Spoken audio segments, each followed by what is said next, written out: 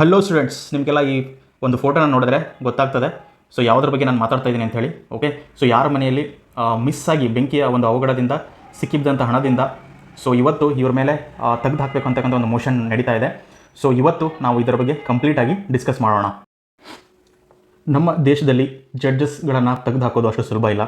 High court ಮತ್ತು supreme court ಜಡ್ಜಸ್ಗೆ there is a security of tenure ಇದೆ. ಯಾಕಂದರೆ ಸೊ ಅವ್ರನ್ನ ತೆಗೆಯೋದು ಸುಲಭ ಆಗಿಬಿಟ್ರೆ ರಾಜಕೀಯ ವ್ಯಕ್ತಿಗಳು ಅವ್ರನ್ನ ಆಟ ಆಡ್ಸೋಕ್ಕೆ ಶುರು ಮಾಡ್ತಾರೆ. ಸೊ ಅದಕ್ಕೋಸ್ಕರ ಜಡ್ಜಸ್ನ ತೆಗೆದು ಹಾಕೋದು ಅಷ್ಟು ಸುಲಭ ಇಲ್ಲ. ಓಕೆ, ನಮ್ಮ ಕಾನ್ಸ್ಟಿಟ್ಯೂಷನ್ ಏನು ಹೇಳುತ್ತೆ ಅಂದರೆ, ಓಕೆ, ನಮ್ಮ ಸಂವಿಧಾನದಲ್ಲಿ ಕಾನ್ಸ್ಟಿಟ್ಯೂಷನ್ ಏನಿದೆ ಇದು ಆರ್ಟಿಕಲ್ 124 ಏನಿದೆ, ಇದು ಸುಪ್ರೀಂ ಕೋರ್ಟ್ ಜಡ್ಜ್ಗಳನ್ನು ಯಾವ ಆಧಾರದ ಮೇಲೆ ತೆಗೆದು ಹಾಕಬೇಕು ಅನ್ನೋದನ್ನು ಮೆನ್ಷನ್ ಮಾಡ್ತದೆ. ಅದಾದಮೇಲೆ ಆರ್ಟಿಕಲ್ 217 ಇದು ಹೈಕೋರ್ಟ್ ಜಡ್ಜ್ಗಳನ್ನು ಯಾವ ಥರ ತೆಗೆದು ಹಾಕಬೇಕು ಅಂತಕ್ಕಂತಹ, ಯಾವ ಆಧಾರದ ಮೇಲೆ ತೆಗೆದು ಹಾಕಬೇಕು ಅಂತಕ್ಕಂಥ ಒಂದು ಮಾಹಿತಿಯನ್ನು ಹೇಳುತ್ತೆ. ಸೊ ಈ ಎರಡೂ ಆರ್ಟಿಕಲಲ್ಲಿ ಇರೋದೇನಪ್ಪ ಅಂತ ಹೇಳಿದ್ರೆ, a judge can be removed. Okay, ಒಬ್ಬ ಜಡ್ಜನ್ನು ನಾವು ಯಾವ ಆಧಾರದ ಮೇಲೆ ತೆಗೆದು ಹಾಕಬಹುದು ಅಂತ ಹೇಳಿದ್ರೆ, ಒಂದು, there should be a proved misbehaviour, ಅಥವಾ ಎರಡನೇದು ಇನ್ಕೆಪಾಸಿಟಿ. ಆ್ಯಂಡ್ ಇದರಲ್ಲಿ ನಮ್ಮ ಸಂವಿಧಾನದಲ್ಲಿ ಪ್ರೂವ್ಡ್ ಮಿಸ್ಬಿಹೇವಿಯರ್ ಅಂತ ಹೇಳಿದರೆ ಏನು, ಇನ್ಕೆಪಾಸಿಟಿ ಅಂತ ಹೇಳಿದರೆ ಏನು ಅಂತಕ್ಕಂತಹ ಡೆಫಿನಿಷನ್ ಇಲ್ಲ. ಓಕೆ, ಅದನ್ನು ವಿಸ್ತಾರವಾಗಿ ಹೇಳಲಾಗಿಲ್ಲ. ಜಸ್ಟ್ ಈ ವರ್ಡ್ಸ್ಗಳು ಪ್ರೂವ್ಡ್ ಮಿಸ್ಬಿಹೇವಿಯರ್ ಅಥವಾ ಇನ್ಕೆಪಾಸಿಟಿ ಇಷ್ಟೇ ಹೇಳಿರೋದು. ಸೊ ಇದರ ಒಂದು ಡೆಫಿನೇಷನ್ ಏನಿದೆ, ಇದು ಸಬ್ಜೆಕ್ಟಿವ್ ಆಗುತ್ತೆ. ಅಕಾರ್ಡಿಂಗ್ ಟು ದ ಆ ಜಡ್ಜ್ನ ವರ್ತನೆ ಮೇಲೆ ಇದು ಸಬ್ಜೆಕ್ಟಿವ್ ಆಗುತ್ತೆ. ಪ್ರೂವ್ಡ್ ಮಿಸ್ಬಿಹೇವಿಯರ್ ಅಥವಾ ಇನ್ಕೆಪಾಸಿಟಿ ಅಂತ ಆಗುತ್ತೆ. ಸೊ ಇನ್ನೊಂದು ನೆನ್ಪಿಟ್ಕೊಳ್ಳಿ, ನಮ್ಮ ಸಂವಿಧಾನ ಇದನ್ನು ಮೆನ್ಷನ್ ಮಾಡಿದೆ ಯಾವ ಆಧಾರದ ಮೇಲೆ ಅವರನ್ನು ತೆಗೆದು ಹಾಕ್ಬೋದು ಅಂತೇಳಿ. ಆದರೆ procedure for removal of judge of high court and supreme court, ಇದು ನಮ್ಮ ಸಂವಿಧಾನದಲ್ಲಿ ಇಲ್ಲ. It is not mentioned in constitution. ನಮ್ಮ ಸಂವಿಧಾನದಲ್ಲಿ ಇದನ್ನು ಮೆನ್ಷನ್ ಮಾಡಲಾಗಿಲ್ಲ. ಓಕೆ, ಹಾಗಂದ್ರೆ ಎಲ್ಲಿ ಮೆನ್ಷನ್ ಮಾಡಿದ್ದಾರೆ ಅಂತ ಹೇಳಿದ್ರೆ, ಇದಕ್ಕೆ ಪಾರ್ಲಿಮೆಂಟು 1968ರಲ್ಲಿ ಒಂದು ಕಾನೂನನ್ನು ತೊಗೊಂಬರ್ತಾರೆ. They brought a law that was the judges inquiry act 1968 ಅಂತ ಒಂದು ಲಾ ತೊಗೊಂಬರ್ತಾರೆ. ಸೊ ಈ ಲಾ ಮೂಲಕ ಜಡ್ಜಸ್ಗಳನ್ನು ಯಾವ ಒಂದು ಪ್ರೊಸೀಜರ್ ಮೂಲಕ ತೆಗೆದುಹಾಕೋ, ಯಾವ ಒಂದು ಪ್ರಕ್ರಿಯೆಯನ್ನು ಫಾಲೋ ಮಾಡಬೇಕು, ಪ್ರೊಸೀಜರ್ನ ಫಾಲೋ ಮಾಡಬೇಕು ಅನ್ನೋದನ್ನು ಈ ಜಡ್ಜಸ್ ಇನ್ಕ್ವೈರಿ ಆ್ಯಕ್ಟಲ್ಲಿ ಹೇಳಲಾಗಿದೆ. ಕೆಲವೊಂದು ಸರಿ ಕ್ವಶನ್ ಬರ್ಬೋದು, constitution mentions the procedure for removal of judges of high court and supreme court ಅಂತ ಹೇಳಿದರೆ ಅದು ತಪ್ಪಾಗ್ತದೆ. Okay, constitution has not mentioned, rather it is mentioned in the judges inquiry act 1968. Okay, so ನಾವು will see the step by step process. Okay, step by step process of removal of judge. So ಮೊದಲನೇದು step ಏನಪ್ಪ ಅಂತ ಹೇಳಿದ್ರೆ, ಇದು ಪಾರ್ಲಿಮೆಂಟಲ್ಲಿ initiate ಆಗಬೇಕು. The removal motion ಏನಿದೆ, that should be first initiated in the parliament. Okay, ಮೊದಲು ಏನಾಗಬೇಕು, ನಮ್ಮ ಸಂಸತ್ತಿನಲ್ಲಿ ಇದು ಇನಿಷಿಯೇಟ್ ಆಗಬೇಕು, ಅಲ್ಲಿ ಇದು ಶುರು ಆಗಬೇಕು. ಸೊ ಹೆಂಗೆ ಅಂತ ಹೇಳಿದ್ರೆ, ಸೊ ಮೊದಲು ಆ ಮೋಷನ್ ಫಾರ್ ರಿಮೂವಲ್, ಸೊ ಈ ಜಡ್ಜನ್ನು ತೆಗೆದುಹಾಕಬೇಕು ಅಂತಕ್ಕಂಥ ಒಂದು ಮಸೂದೆಯನ್ನು ಅಲ್ಲಿ ಮಂಡನೆ ಮಾಡಬೇಕಾಗುತ್ತೆ. ಸೊ ಆ ಮಸೂದೆಗೆ ಅದು ಪಾಸ್ ಆಗೋಕ್ಕಿಂತ ಮುಂಚೆನೇ ಒಂದು 100 ಜನ ಲೋಕಸಭಾ MP ಗಳ ಸಿಗ್ನೇಚರ್ ಬೇಕಾಗುತ್ತೆ ಅದರ ಮೇಲೆ. ಅಥವಾ ಸಪೋಸ್ ರಾಜ್ಯಸಭೆಯಲ್ಲಿ ಏನಾದರೂ ಶುರು ಮಾಡೋದಿದ್ದರೆ ಅಲ್ಲಿ ಮಿನಿಮಮ್ 50 ಜನ ರಾಜ್ಯಸಭಾ MP ಗಳ ಒಂದು ಸಿಗ್ನೇಚರ್, ಅವರ ಒಂದು ಅಪ್ರೂವಲ್ ಬೇಕಾಗುತ್ತೆ. ಎಸ್, ಲೋಕಸಭೆಯಲ್ಲಿ 100 ಜನ MP ಗಳು ಎಸ್ ಹೌದು, ನಾವು ಈ ಜಡ್ಜ್ಗಳನ್ನು ತೆಗೆದು ಹಾಕೋದಕ್ಕೆ ಒಂದು ಮಸೂದೆಯನ್ನು ಶುರು ಮಾಡಬಹುದು ಅಂತೇಳಿ ಹೇಳ್ಬೋದು, ಅಥವಾ ಸಹಿ ಮಾಡ್ಬೋದು. ಆಮೇಲೆ ರಾಜ್ಯಸಭೆಯಲ್ಲಿ 50 ಜನ MP ಗಳು ಅವರು ಈ ಜಡ್ಜನ್ನು ನಾವು ತೆಗೆದು ಹಾಕ್ಬೋದು ಅಂತೇಳಿ ಅವರು ಸೈನ್ ಮಾಡಬೇಕು. ಓಕೆ, ಸೊ ಅವಾಗ ಈ ಒಂದು ಮೋಷನ್ ಏನಾಗುತ್ತೆ, ಇನಿಷಿಯೇಟ್ ಆಗುತ್ತೆ, ಸ್ಟಾರ್ಟ್ ಆಗುತ್ತೆ. ಓಕೆ, ಆ ಸ್ಟಾರ್ಟ್ ಆದಾಗ ಈ ಥರ 100 ಮೆಂಬರ್ಸ್ ಲೋಕಸಭಾದಲ್ಲಿ, ಅಥವಾ ಓಕೆ ಇದು ಓಕೆ ಇಲ್ಲಾದರೂ ಆಗ್ಬೋದು. ಓಕೆ, ಅಥವಾ ಇಲ್ಲಿ 50 ಜನ ಹೀಗೆ ಮೋಷನ್ ಏನಾದರೂ ಅಪ್ರೂವ್ ಆದರೆ, so then it will be submitted to the speaker in Lok Sabha.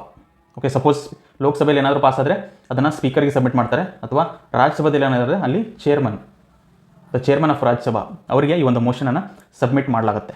Okay, so ಇದನ್ನು ಸಬ್ಮಿಟ್ ಮಾಡಿದ ಮೇಲೆ ಏನಾಗುತ್ತೆ ಅಂತ ಹೇಳಿದ್ರೆ, ಅಲ್ಲಿ ಸಭಾಪತಿಗಳೇನಿರ್ತಾರಲ್ಲ, ಸ್ಪೀಕರ್ ಆಗಲಿ ಅಥವಾ ರಾಜ್ಯಸಭೆಯ ಚೇರ್ಮನ್ ಆಗಲಿ, ಓಕೆ, ಇವರು ಆಕ್ಸೆಪ್ಟ್ ಮಾಡಿಕೊಂಡರೆ, ಇವರೇನಾದರೂ ಈ ಮೋಷನನ್ನು ಒಪ್ಪಿಕೊಂಡರೆ ಸೊ ಅವಾಗ ಏನಾಗುತ್ತೆ ಅಂತ ಹೇಳಿದ್ರೆ, there will be a 3 members inquiry committee. 3 ಜನಗಳ ಇನ್ಕ್ವೈರಿ ಕಮಿಟಿಯನ್ನು ಶುರು ಮಾಡ್ತಾರೆ. ಸೊ ಇಲ್ಲಿ ನೋಡಿ, ಸ್ಪೀಕರ್ ಅಥವಾ ಚೇರ್ಮನ್ ಒಪ್ಕೊಂಡ್ರೆ ಅಂತ ಹೇಳಿದ್ರೆ, ಸೊ ಅವರು ತಮ್ಮ ಮನಸ್ಸಿಗೆ ಬಂದಂಗಲ್ಲ, ಇಲ್ಲಿ 100 ಜನ ಅಥವಾ 50 ಮೆಂಬರ್ಸ್ ಏನಾದರೂ ಒಂದು ಕ್ರೈಟೀರಿಯಾ ಮೀಟ್ ಆದರೆ ಅವ್ರು ಮಾಡ್ಕೋಬೇಕಾಗುತ್ತೆ. ಓಕೆ, ಆ್ಯಸ್ ಅ ಡ್ಯೂಟಿ, ಅವರ ಒಂದು ಕರ್ತವ್ಯದ ಒಂದು ಆಧಾರದ ಮೇಲೆ ಅವ್ರು ಮಾಡ್ಕೋಬೇಕಾಗುತ್ತೆ. ಈ 3 ಮೆಂಬರ್ಸ್ ಇನ್ಕ್ವೈರಿ ಕಮಿಟಿಯನ್ನು ಫಾರ್ಮ್ ಮಾಡ್ತಾರೆ. ಸೊ ಈ 3 ಮೆಂಬರ್ಸ್ ಯಾರ್ಯಾರು ಇರ್ತಾರೆ ಅಂತ ಹೇಳಿದ್ರೆ, ಸೊ ಮೊದಲನೇದ್ದು there will be a supreme court judge, ಒಬ್ಬ ಸುಪ್ರೀಂ ಕೋರ್ಟ್ ಜಡ್ಜ್ ಇರ್ತಾರೆ. ಎರಡನೇದ್ದು there will be a chief justice of a high court, ಒಂದು ಯಾವುದಾದ್ರೂ ಒಂದು ಉಚ್ಚ ನ್ಯಾಯಾಲಯ ಏನಿದೆಯಲ್ಲ, ಸೊ ಅಲ್ಲಿಯ ಚೀಫ್ ಜಸ್ಟಿಸ್, ಮುಖ್ಯ ನ್ಯಾಯಮೂರ್ತಿ, ಅವರು ಒಬ್ಬ ಮೆಂಬರ್ ಆಗಿರ್ತಾರೆ. ಸೊ ಯಾವುದಾದ್ರೂ ಹೈಕೋರ್ಟ್ ಆಗಿರ್ಬೋದು, ನಮ್ಮ ದೇಶದಲ್ಲಿರೋದು ಸುಪ್ರೀಂ ಕೋರ್ಟಿನ ಜಡ್ಜ್ ಯಾರಾದರೂ ಆಗಿರ್ಬೋದು. ಓಕೆ, ಮೂರನೇದು there will be a distinguished jurist. Okay, ಕಾನೂನನ್ನು ಗೊತ್ತಿರತಕ್ಕಂಥ ಯಾವುದಾದ್ರೂ ಒಬ್ಬ ವ್ಯಕ್ತಿ, ವಿಶೇಷವಾದಂಥ ವ್ಯಕ್ತಿ. ಸೊ ಇಲ್ಲೂ ಕೂಡ ನೋಡಿ, ಡಿಸ್ಟಿಂಗ್ವಿಶ್ಡ್ ಜುರಿಸ್ಟ್ ಅಂತಕ್ಕಂಥ ಡೆಫಿನೇಷನ್ ಏನಿಲ್ಲ ಈ ಒಂದು ಆ್ಯಕ್ಟ್ ಅಡಿ, ಜಡ್ಜಸ್ ಎನ್ಕ್ವೈರಿ ಆ್ಯಕ್ಟ್ ಅಡಿ ಈ ಡೆಫಿನೇಷನ್ ಏನೂ ಇಲ್ಲ, but they are just told distinguished jurist. Okay, so ಈ ಒಂದು ಎನ್ಕ್ವೈರಿ ಕಮಿಟಿಯನ್ನು ಫಾರ್ಮ್ ಮಾಡ್ತಾರೆ. ಸೊ ಅದಾದಮೇಲೆ ಏನಾಗ್ತದೆ ಅಂದರೆ, ಈ ಕಮಿಟಿ ಏನಿದೆಯಲ್ಲ, this committee will start the investigation. ಈ ಕಮಿಟಿ ಇನ್ವೆಸ್ಟಿಗೇಷನನ್ನು ಶುರು ಮಾಡ್ತಾರೆ. So they will look at the ಎವಿಡೆನ್ಸಸ್ನೆಲ್ಲ ಕಲೆಕ್ಟ್ ಮಾಡಿ ಅವುಗಳನ್ನು ಸ್ಟಡಿ ಮಾಡ್ತಾರೆ. ಓಕೆ, ಸ್ಟಡಿ ಮಾಡಿ ಇವರು ಒಂದು ರಿಪೋರ್ಟನ್ನು ರೆಡಿ ಮಾಡ್ತಾರೆ. ಆ ರಿಪೋರ್ಟನ್ನು ಇವರು ಕೊನೆಗೆ ಪಾರ್ಲಿಮೆಂಟ್ಗೆ ಸಬ್ಮಿಟ್ ಮಾಡ್ತಾರೆ. ಪಾರ್ಲಿಮೆಂಟ್, ಸೊ ಲೋಕಸಭೆಯಲ್ಲಿ ಇನಿಷಿಯೇಟ್ ಆಗಿದ್ದರೆ ಲೋಕಸಭೆಗೆ ಸಬ್ಮಿಟ್ ಮಾಡ್ತಾರೆ, ಅಥವಾ ರಾಜ್ಯಸಭೆಯಲ್ಲಿ ಇನಿಷಿಯೇಟ್ ಆಗಿದ್ದರೆ ರಾಜ್ಯಸಭೆಗೆ ಸಬ್ಮಿಟ್ ಮಾಡ್ತಾರೆ ಅವರು. ಓಕೆ, ಸೊ ಸಪೋಸ್ ಈ ಕಮಿಟಿ ಏನಾದರೂ ಜಡ್ಜ್ ತಪ್ಪಿತಸ್ಥ ಅಂಥೇಳಿ ಏನಾದರೂ ಪ್ರೂವ್ ಮಾಡಿಕೊಂಡ್ರೆ, ದ ಜಡ್ಜ್ ಈಸ್ ಗಿಲ್ಟಿ, ಈ ಕಮಿಟಿ ಏನಿದೆಯಲ್ಲ ಇವರ ಒಂದು ಎನ್ಕ್ವೈರಿ ಪ್ರಕಾರ ದ ಜಡ್ಜ್ ಇಸ್ ಗಿಲ್ಟಿ, ಇವನ ತಪ್ಪಿತಸ್ಥ ಅಂಥೇಳಿ ಏನಾದರೂ ಈ ಕಮಿಟಿ ಹೇಳಿದರೆ, ಅವಾಗ ಇವರ ರಿಮೂವಲ್ ಪ್ರೊಸೆಸ್ ಏನಿದೆ, ಪ್ರಕ್ರಿಯೆ ಏನಿದೆ, ಅದು ಕಂಟಿನ್ಯೂ ಆಗುತ್ತೆ. Okay, it will be continued.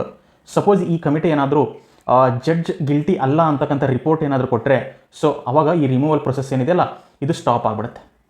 Okay, so it depends upon the committee. So ನಾವು ವಿಲ್ ಸಿ, ಸಪೋಸ್ ಏನಾದರೂ ಈ committee the judge is guilty, ತಪ್ಪಿತಸ್ಥ ಅಂತ ಹೇಳಿದರೆ ಏನಾಗುತ್ತೆ ಪ್ರೊಸೆಸ್ ನೆಕ್ಸ್ಟು ಅನ್ನೋದನ್ನು ನೋಡೋಣ. ಈ ಕಮಿಟಿ ಏನಾದರೂ ತಪ್ಪಿತಸ್ಥ ಅಂತ ಹೇಳಿದರೆ, so there will be voting in the ಪಾರ್ಲಿಮೆಂಟಲ್ಲಿ ಏನಾಗುತ್ತೆ, ವೋಟಿಂಗ್ ಶುರು ಆಗುತ್ತೆ. ಅಲ್ಲಿ ಹೆಂಗೆ ಶುರು ಆಗುತ್ತೆ, ಇವಾಗ ಜಡ್ಜನ್ನ ತೆಗೆದು ಹಾಕಬೇಕು ಅಂತಕ್ಕಂಥ ಒಂದು ಮೋಷನ್ ಇರುತ್ತೆ. There will be a motion to remove the judge. ಈ ಮೋಷನ್ ಏನಿದೆ, this should be passed by the special majority of both the houses. Okay, ಎರಡೂ ಹೌಸು, ಲೋಕಸಭಾ ರಾಜ್ಯಸಭಾ ಎರಡರಲ್ಲೂ ಸ್ಪೆಷಲ್ ಮೆಜಾರಿಟಿಯಲ್ಲೇ ಪಾಸ್ ಆಗಬೇಕು. ಹಾಗಂದರೆ ಈ ಸ್ಪೆಷಲ್ ಮೆಜಾರಿಟಿ ಅಂದರೆ ಏನು ಸರ್ ಅಂದರೆ, ಫಸ್ಟು ಸ್ಪೆಷಲ್ ಮೆಜಾರಿಟಿ ಅಂದರೆ 2 ಕಂಡೀಷನ್ಸ್ ಮೀಟ್ ಆಗಬೇಕು. ಏನು 2 ಕಂಡೀಷನ್ಸ್ ಅಂತ ಹೇಳಿದ್ರೆ, ಫಸ್ಟು ವೋಟ್ ಹಾಕಿರ್ತಕ್ಕಂಥ ಮೆಂಬರ್ಸ್ ಇರ್ತಾರಲ್ಲ, that should be majority of the total membership. Majority of the total ಅಂದರೆ 50% ಪ್ಲಸ್ ಇರಬೇಕು. ಸಪೋಸ್ ನೋಡಿ, ಈಗ ರಾಜ್ಯಸಭೆಯಲ್ಲಿ 250 ಮೆಂಬರ್ಸ್ ಇದ್ದಾರೆ ಅಂದ್ಕೊಳ್ಳಿ, ಟೋಟಲ್ ಮೆಂಬರ್ಶಿಪ್ ಸ್ಟ್ರೆಂತ್ ಇದು. ಅವತ್ತು ವೋಟ್ ಹಾಕಿರ್ತಾರಲ್ಲ ಈ ಮೋಷನ್ಗೆ, ಅವರ ಸಂಖ್ಯೆ 50%ಗಿಂತ ಹೆಚ್ಚಿರಬೇಕು. That is majority of total membership.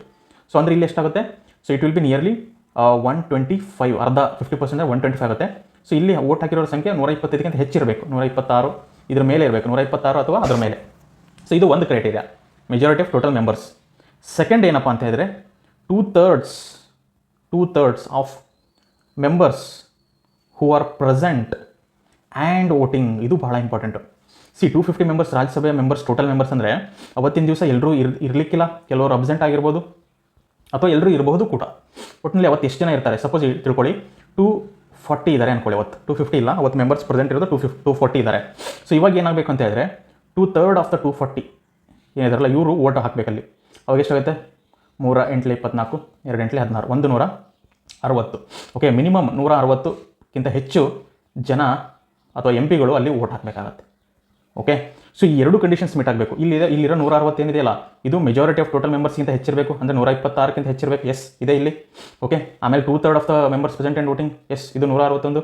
ಈ 2 ಕ್ರೈಟೇರಿಯಾ ಮೀಟ್ ಆದಾಗ ಅದನ್ನು ನಾವು ಸ್ಪೆಷಲ್ ಮೆಜಾರಿಟಿ ಅಂತ ಹೇಳ್ತೀವಿ. ಸೊ ಈ ಥರ ಸ್ಪೆಷಲ್ ಮೆಜಾರಿಟಿ ಮೂಲಕ ಒಂದು ಮೋಷನ್ ಪಾಸ್ ಆಗಬೇಕು. ದೆನ್ ಅದಾದಮೇಲೆ ಏನು ಮಾಡ್ತಾರೆ, it will go to the president. Okay, ರಾಷ್ಟ್ರಪತಿಗಳಿಗೆ ಹೋಗುತ್ತೆ the motion that to remove the judge. Okay, ಪ್ರೆಸಿಡೆಂಟ್ಗೆ ಹೋಗುತ್ತೆ, ಈ ಒಂದು ಜಡ್ಜನ್ನು ನೀವು ತೆಗೆದು ಹಾಕಿ ಅಂತೇಳಿ ಪಾರ್ಲಿಮೆಂಟಿಂದ ಪಾಸಾಗಿ ಹೋಗುತ್ತೆ. Then the president must have to remove. Okay, he will pass on order to remove the judge. ಆ ಜಡ್ಜನ್ನು ತೆಗೆದು ಹಾಕಿ ಅಂತೇಳಿ ಒಂದು ಆರ್ಡರ್ನ ಪಾಸ್ ಮಾಡ್ತಾರೆ. Okay, so this is the entire and complete process to remove the judge. And ಇನ್ನೊಂದು ನೆನ್ಪಿಟ್ಕೊಳ್ಳಿ, ದ ಮೋಸ್ಟ್ ಇಂಪಾರ್ಟೆಂಟ್ ಥಿಂಗ್ ಅಂತ ಹೇಳಿದರೆ, ಇಲ್ಲಿಯವರೆಗೂ so far in India no judge, okay, not even a single judge has been removed.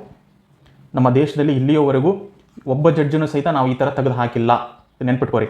So ಈ ಸರಿ ಏನಾದರೂ ಈ justice Verma ಏನಿದಾರಲ್ಲ, ಸೊ ಇವ್ರನ್ನೇನಾದರೂ ಸಪೋಸ್ ತೆಗೆದು ಹಾಕಿದರೆ he will be first in the history of India. ನಮ್ಮ ಸ್ವಾತಂತ್ರ್ಯ ಸಿಕ್ಕ ನಂತರ, ನಮ್ಮ ಸಂವಿಧಾನ ಆದ ನಂತರ he will be the first person to be removed. Okay, ಇದ್ರ ಹಿಂದೆ there was a removal motion ಇತ್ತು.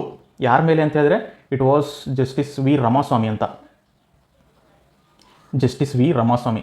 ಸೊ ಇವ್ರ ಮೇಲೆ ತೆಗೆದು ಹಾಕ್ತಕ್ಕಂಥ ಮೋಷನ್ ಒಂದು ಇತ್ತು ಪಾರ್ಲಿಮೆಂಟಲ್ಲಿ, ಇದಕ್ಕೆ ಒಪ್ಪಿಗೆನೂ ಇತ್ತು, ಕಮಿಟಿ ಕೂಡ ಮಾಡಿದರು.